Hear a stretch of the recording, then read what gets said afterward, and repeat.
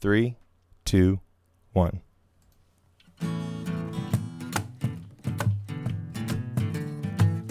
Welcome to Potter Familias, coming to you from Fairhope, Alabama. I'm Todd Sylvester. And I'm Stefan Sylvester. I would love if you at Walmart could get explosives. What? Like actual, like C4. Oh, no. Do you know what kind of people shop at Walmart? Yeah, I do. Yeah. Do you know what other kind of people shop at Walmart? Are you sure? The other people that are on the Hold other on a second. aisles. Wait. You're saying that Well, you want... I guess you have to do a background check, just like anything else. Just like if they're buying a gun. But do you know how dangerous that would be? Yeah, but you know how cool it would be for things like when I was demoing our old deck behind the house because we're putting an addition on there, how easy it would have been to just blow it up. No, you would have blown up the house too. Well, we're doing the renovation. Oh my gosh. It's like, so the deck is gone, and so is half the house. The deck is gone. The whole back wall. And I, even with gloves on, have blisters on my hands. Ooh, that's no fun. Well, the main blisters were because your dad is cheap or frugal. That's a better word. That's an interesting Your way of dad putting is that. frugal, Okay. and lumber is really expensive. Yeah. So rather than buying new form boards, I was reusing all the 2x6s underneath the deck, but they had a gazillion nails. I saw it was like 1,000 nails per yes, board. It yes. was, and I don't think that's an exaggeration. And I pulled them all out. I wanted to tell you that when I played music for the retreat on Sunday, after helping move that hot tub with everybody else. I'm sorry. No, it's okay. It was just funny. I was like trying to make the chords, and I was like, "Come on, fingers, just move the way you normally move." And because I used a muscle that I normally never use, because my hands were like, my arms were straight down, and my hands were out at a right angle like this. So heavy. And boy, I'll tell you what, I was still feeling not just soreness, but almost like as if my forearm muscles were tied in knots up here as I was falling asleep. I was falling asleep like crazy heavy. Ow. Yeah. Crazy heavy. Yeah. The first time we tried to lift it and we couldn't get it off the ground, I looked at our buddy Alan, and we both, without saying a word, were like, yeah, we don't think this is happening. Our facial expressions were like, yeah. You got to believe. You just got to believe. Yeah, you can say you got to believe, but you still have to be able to do it. No, you just believe. Oh, that's nice. All right. This is going to be an interesting topic today. Oh, yeah? What makes you say that? Well, because people are going to kind of freak out over it. Oh, yeah? It's coming at them. It's coming at them right now. It's the main thing. Yeah. Years ago, I was talking to this guy, and we were more than acquaintances, not really close friends, wherever that puts us. Okay. On the spectrum. But he was getting in my face because I was getting all riled up about something. He goes, "Yeah, don't you just hate him?" And the words just kind of stung me. Yeah. Because I went, no, I don't hate him. It's like, yeah, come on, Todd. You know, I know you're Christian, but you can admit it to me. And I'm like, no, I'm being forthright. I'm being completely transparent. I don't hate him. I really dislike him, and I can probably go so far as to say I hate what he did / said. Okay. But I don't hate him. Does that make sense? It does. And he never let it go. Like afterwards, he's like, you're an idiot, or you're a liar or something like that. He went so far as to say. Interesting. And the reason why I bring that up is it replays. Now, this happened before I was even married to your mom. So over 30 years ago. Yeah. And it still replays in my head at times, because there are times when I get in contact with people who incense me. Yeah. And because of things that they've done directly, either to me or especially to my loved ones. Or you'll read a news story. They just busted a whole bunch of people that were doing all this human trafficking. I saw. And it was just beautiful to think that these kids were getting rescued and going home. But the photographs of adults that were involved in this. I mean, I looked at it and I was just like, oh my gosh, I'm so glad I'm not there because I really want to punch these people. Yeah. This is a heavy topic. Yeah, sorry. No, it's okay. I'm thinking. Because you're right about that word being a really strong word. I'm trying to think if anybody has ever accused me of hating someone or asked me if I hated someone, and I can't remember anything specific per se. But I definitely think that at some point in my adult life, I sort of had this, I came to the realization that the things I believe with regards to my faith and the way that I perceive other human beings, no matter how I feel about them, it would be inconsistent with the things I believe for me to ever say I hate someone. Now, right. I may have, felt very strong feelings of dislike. I may have even gone so far as to, in my head, wish harm on other people, which I was then sorry for and had to repent of afterwards. But I don't think that I've ever consciously, actively made a logical decision to say, like, yeah, I hate that person, because I understand what the word means. Right. And maybe for those people that use the word, they're just loosely defining it. Yeah. Maybe they don't feel as strongly. I used to use the word all the time. Yeah. And my sister can probably tell you, but she not directed at her, but whenever we would talk, I would say, I hate that person. I hate that guy, or I hate this. And I would use the word quite a bit. And I'm trying to remember if there was a point at which I stopped using it, but I don't know if there was for me, but I remember having a profound effect on a class that I was teaching one time. I was at the Catholic middle school here, and I was like a year removed from seminary, so still didn't really know anything about anything, and I was trying to teach a class full of middle schoolers about Jesus. So you can imagine that sounds awesome. It was fun, but boy, I was not a good teacher. Or at least in terms of like keeping track of everything you need to as a teacher. Right. I was a fun teacher. Right. The kids thought I was awesome, and the administration did not. But I distinctly remember there was one class, and I think it was my first 8th grade class that I ever had. And we were talking about the difference between venial and mortal sins, right. Which if you're not Catholic, basically there's classifications of different moral wrongs that you can do if you're Catholic. And if you understand the difference between the two of them, then it has to do with how much you know and how responsible you are. And we were getting into the details, kind of getting into the weeds a little bit, because the kids had questions about specific examples where they were saying, if I did this and I knew this, would that be a mortal sin? Or if I did this, would I technically be covered? Like, it wouldn't be mortal, it would just be venial. And we were getting into the details about this, and there was one kid in the class who was like, yeah, if you commit a mortal sin, then you automatically go to hell. Ooh. And I turned to him and I was like, are you sure? You sure about that? You sure that's what you want to go with? And then he kind of was like, well, you said that. I'm just repeating what you said.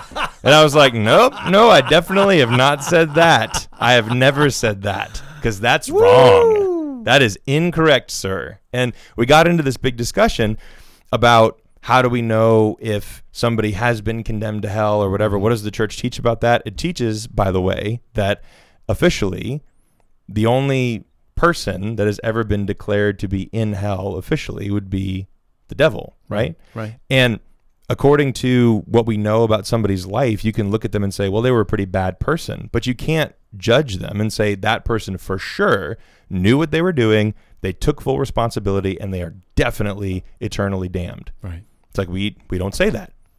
Right. No Catholic who understands their theology should say that, right? Now that kind of gets, people in the South especially, that gets them pretty upset. And this kid in class was freaking out when I told him this.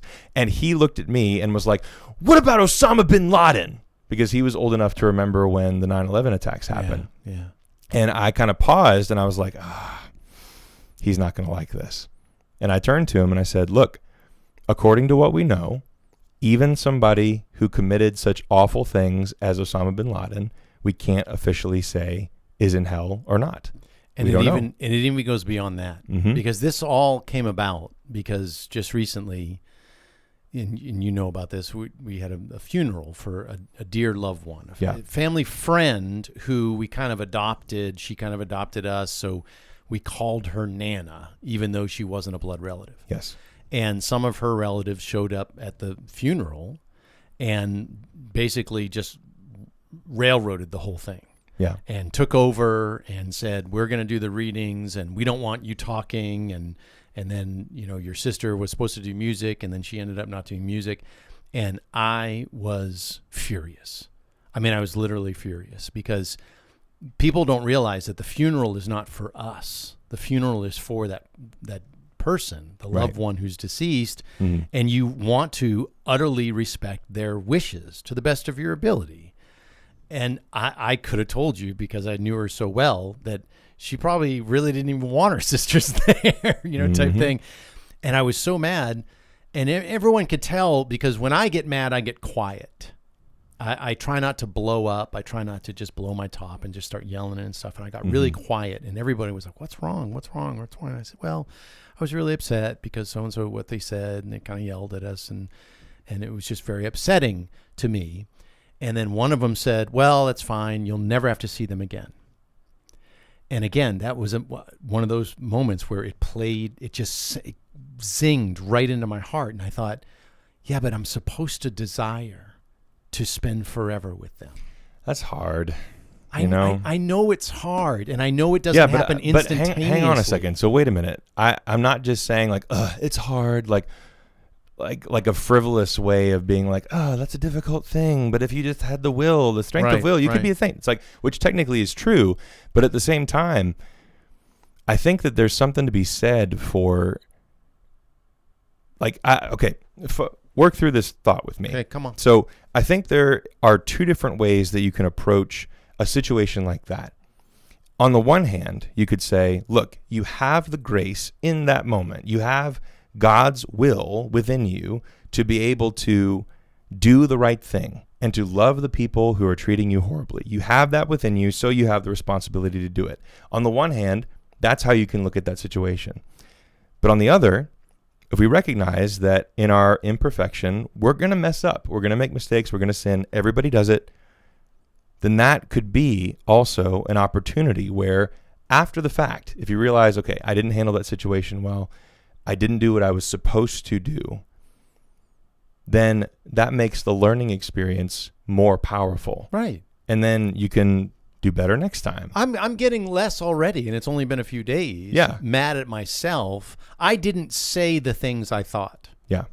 And mom really pointed that out. She goes, I think it's great that you didn't blow up on him and basically kick him out of the church and go, this is my house. Get out of here. Mm-hmm. But it's the fact that I wanted to do that. Yeah. That I didn't like. Mm-hmm. And I thought the things, I thought about saying some really harsh things to them. Yeah. And so when it comes up to, is there anyone that you hate?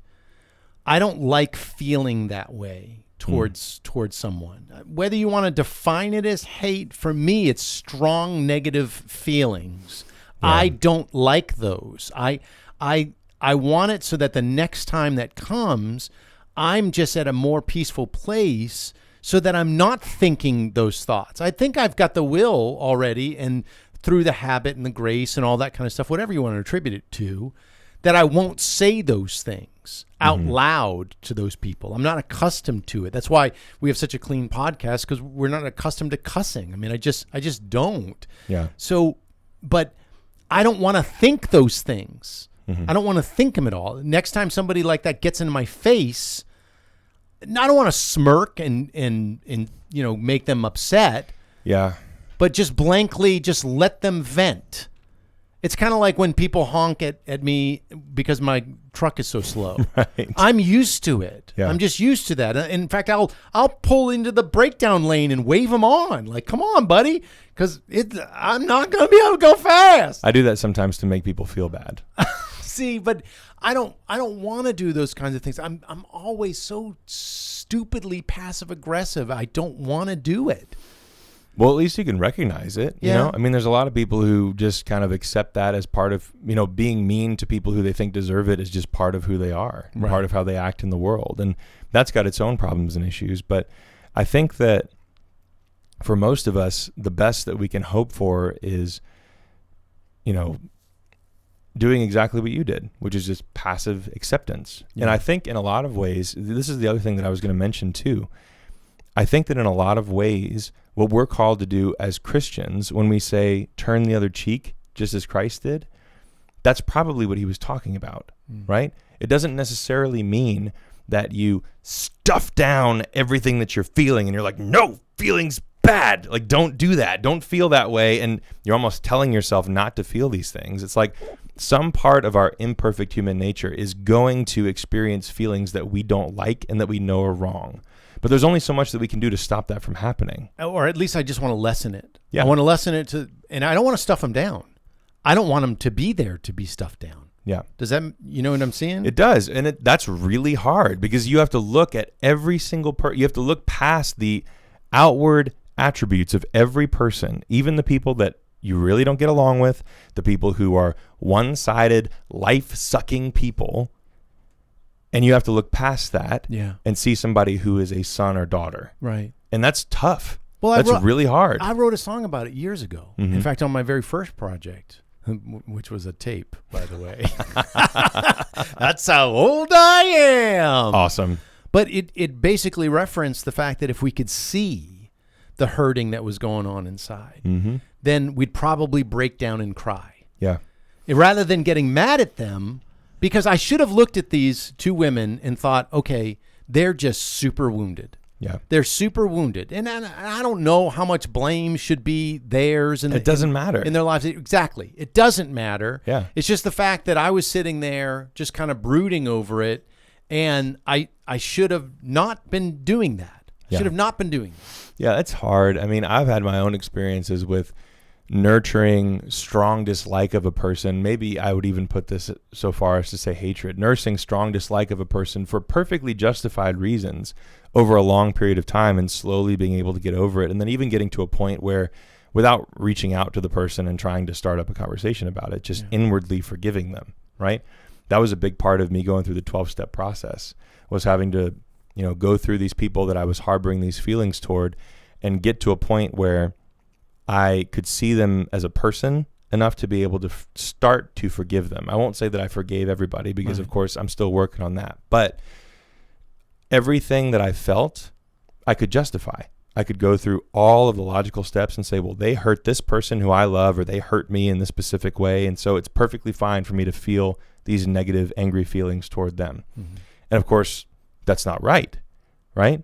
And so the process of growth, I think, here is A, recognizing the things that you said that you recognize, and then B, being able to understand that that should be the driving force in helping you to see people as people and not as their actions. Right. Because oftentimes I think what happens is we only see the actions of people, and that means that it's much easier to see them as objects. We literally objectify people into just the bad things that they do. And I'm not justifying the bad things that they do at all. It's wrong and it's horrible. Like those adults that you were talking about with that human trafficking thing, that's horrible. But I don't want them to be condemned forever. Right. If possible. If it's possible for them to be seen as people as well, even the people who do gross, awful, terrible things that I cannot imagine. And if they had done that to anybody that I know, especially to my children, I'm with you. I wouldn't want to be in the room because I would try to kill him. Yeah. Which is, and it would take, I don't know, my whole life to work through it all. Years ago, I read an article in a Christian magazine about a man. It was out in the West Coast, if I remember correctly, the details of it. And his wife was taken advantage of and murdered. And the guy, they were going for the death penalty, but the state, and I can't remember which state it was, somewhere up in the Northwest, had to reinstate the death penalty. And they were pushing to do that specifically for this guy because, I mean, he admitted to the crime. And the one person that was trying to fight it the most publicly was the woman's husband, who said, listen, you should all know how I feel about this guy, but he doesn't deserve death. We cannot just systematically kill him because of all the people that I've ever encountered who need time for forgiveness. Mm-hmm. It's this person. Yeah. And that is some big picture thinking. And people were talking to him like, "Are you kidding Like, me?" you have to be crazy. And he goes, "Listen, I don't want to go and hug the guy.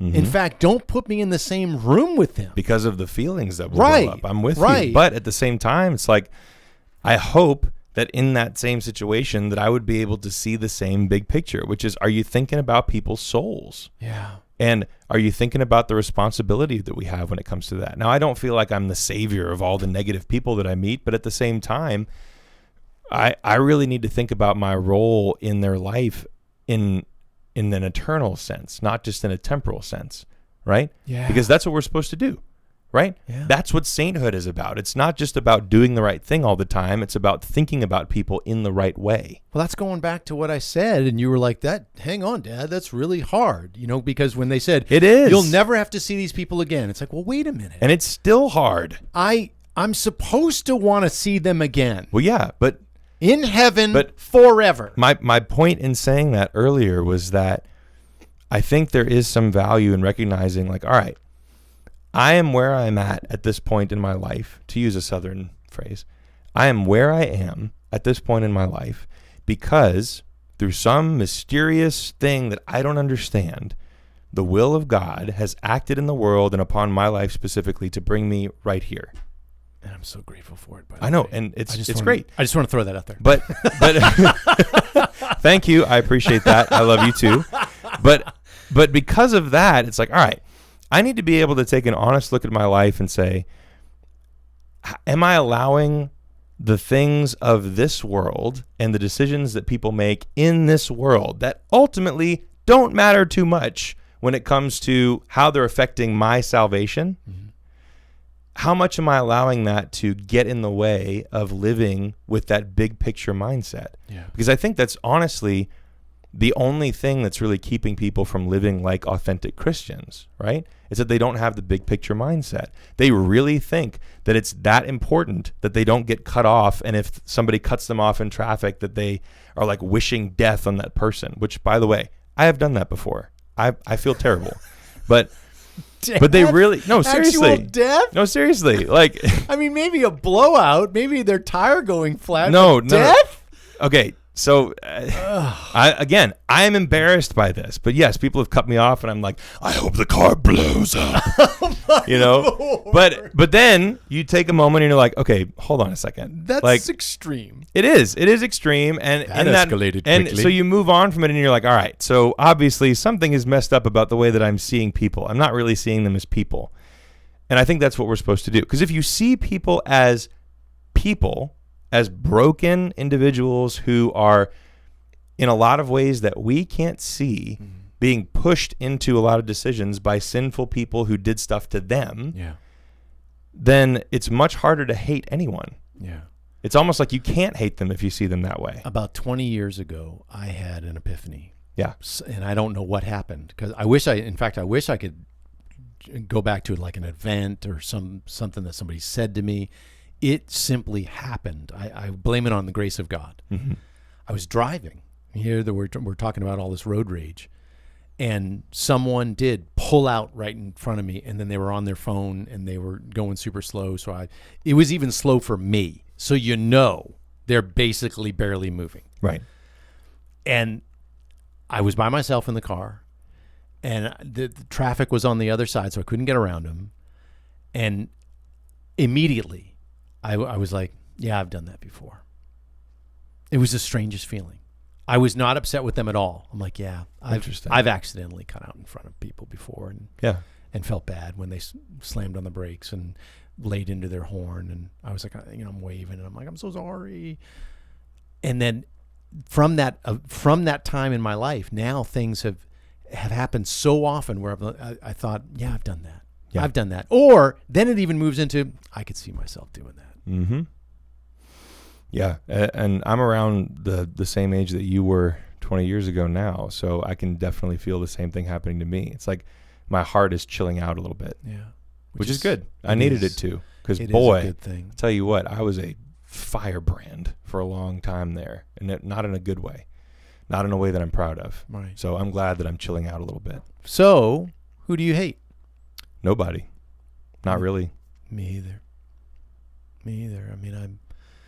I dislike still some people. I'm still working through. Sorry, everyone that we dislike. I'm still working through some things, but I can Yeah. say, I don't know how much I can say this with my heart, Mm-hmm.